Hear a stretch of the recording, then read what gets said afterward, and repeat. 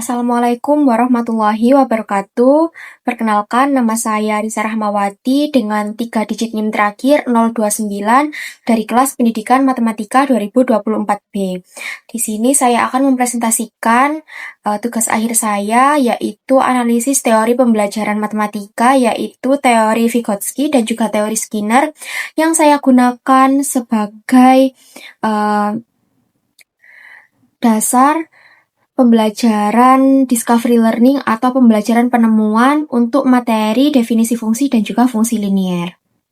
Nah, berikut merupakan rancangan model pembelajaran penemuan atau discovery learning. Nah, di sini saya mengajarkan pada jenjang SMP atau sekolah menengah pertama semester 2 materi pelajarannya yaitu definisi fungsi dan juga fungsi linier. Langsung saja, yang pertama yaitu ada kegiatan pendahuluan. Mengingatkan materi yang sudah dipelajari, yaitu mengenai relasi, di mana relasi ini merupakan materi prasyarat sebelum mempelajari materi definisi fungsi dan juga fungsi linier. Yang kedua yaitu kegiatan inti. Nah, pada fase 1 yaitu fase stimulation atau pemberian rangsangan. Di sini guru memberikan rangsangan kepada siswa dengan memberi beberapa pertanyaan pemantik dan pernyataan. Nah, pertanyaan pemantiknya itu, pernahkah kalian naik Grab atau Gojek online? Saat kalian memesan Grab, biaya yang muncul di aplikasi biasanya berbeda-beda tergantung jarak tempuh. Misalnya untuk jarak 2 km biayanya 4.000, sedangkan untuk jarak 5 km mencapai 12.000. Nah, pada tahap ini, guru itu mengaktifkan pengetahuan awal atau prior knowledge siswa dari pengalaman sehari-hari. Nah, siswa sebenarnya belum memahami konsep fungsi linier, tetapi sudah familiar dengan hubungan jarak dan harga. Ini menunjukkan siswa berada pada ZPD atau Zona Proximal Development sesuai dengan teorinya Vygotsky. Karena mereka belum mampu menyimpulkan konsep matematika secara formal. Tetapi dengan stimulus dan pernyataan pemantik, mereka mulai diarahkan ke pemahaman baru. Lalu masuk ke fase kedua yaitu problem statement. Nah, di sini guru menampilkan contoh tarif Grab dari titik penjemputan yang sama ke beberapa tujuan berbeda. Misalkan dari Lab School Unesa ke Royal Plaza, lalu dari Lab School Unesa ke Wonokromo. Nah, dari Royal Plaza ke Wonokromo ini kan jaraknya berbeda, otomatis tarifnya juga berbeda. Nah, guru bertanya, kalau jaraknya berbeda, apakah harganya yang muncul di Grab juga berbeda? Nah, menurut kalian apa yang menentukan besar kecilnya tarif? Nah, diharapkan pada pertanyaan ini siswa itu menjawab menentukan besar kecilnya tarif itu karena pengaruh jaraknya, seperti itu. Lalu yang kedua yaitu guru mengajukan pertanyaan, mengapa harga Grab bisa berbeda-beda untuk setiap tujuan? Nah, sama seperti tadi, diharapkan siswa menjawab itu karena jarak, pengaruh jarak. Lalu selanjutnya peserta didik mengamati tampilan tarif Grab dan mencatat informasi penting yang dapat diperoleh, misalnya titik penjemputan, tujuan, tarif, jarak tempuh. Yang ke-16, guru membagikan LKPD pada peserta didik. Nah, guru membimbing dan mengarahkan agar rumusan masalah fokus pada konsep hubungan jarak dan harga, di mana jarak itu sebagai variabel X dan juga harga itu sebagai variabel Y. Sementara faktor cuaca, diskon, dan lain-lain itu diabaikan terlebih dahulu. Nah, di sini sesuai dengan teori Vygotsky, yaitu mengenai scaffolding, yaitu bimbingan sementara. Lalu fase 3, yaitu data collection atau pengumpulan data.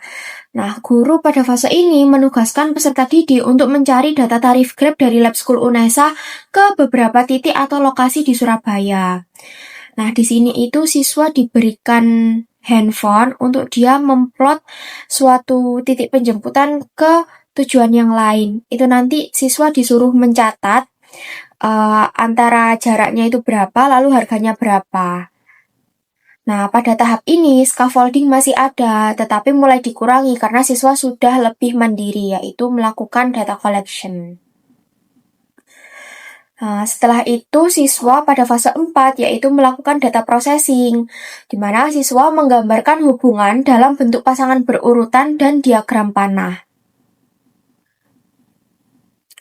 Nah, guru bertanya kepada siswa, apakah setiap jarak X punya lebih dari satu harga Y? Nah, ini merupakan pertanyaan yang kontra, dan harapannya siswa itu menjawab untuk setiap jarak X itu tidak mungkin memiliki lebih dari satu harga. Jika cuaca, diskon, dan lain sebagainya itu diabaikan.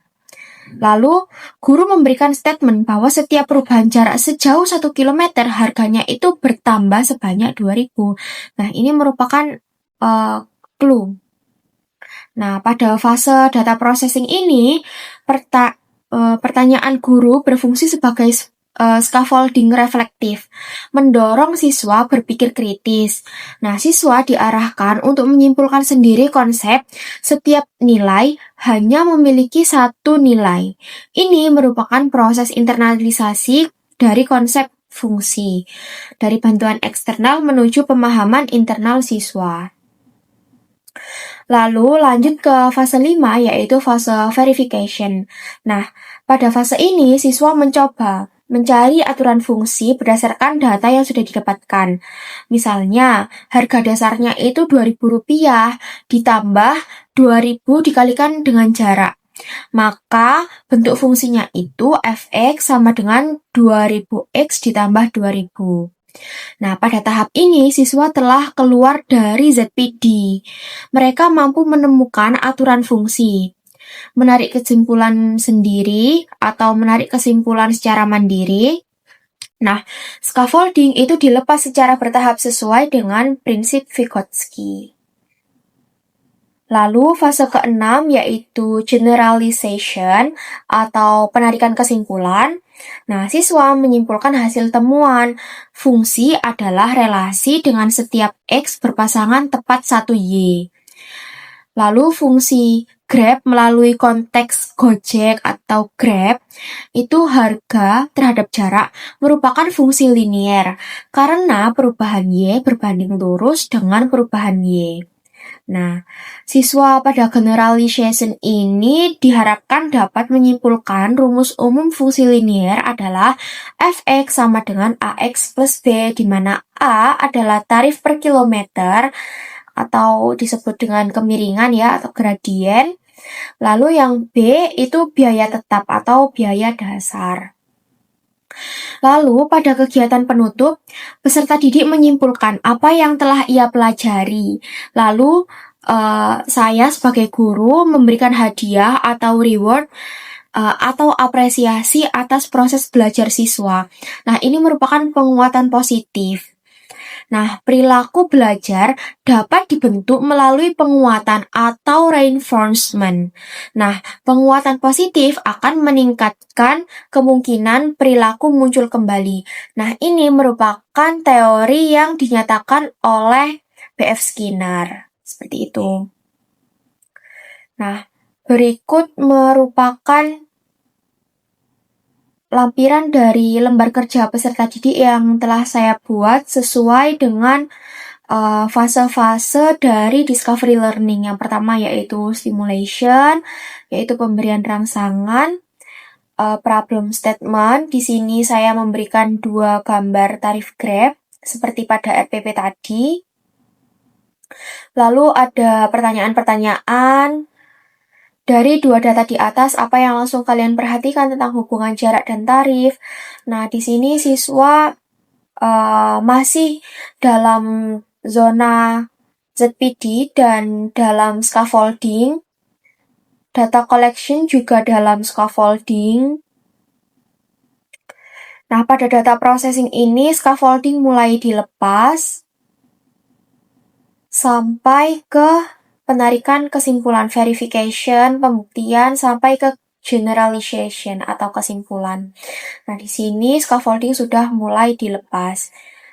Seperti itu. Sekian video penjelasan dari saya. Kurang lebihnya mohon maaf. Wassalamualaikum warahmatullahi wabarakatuh.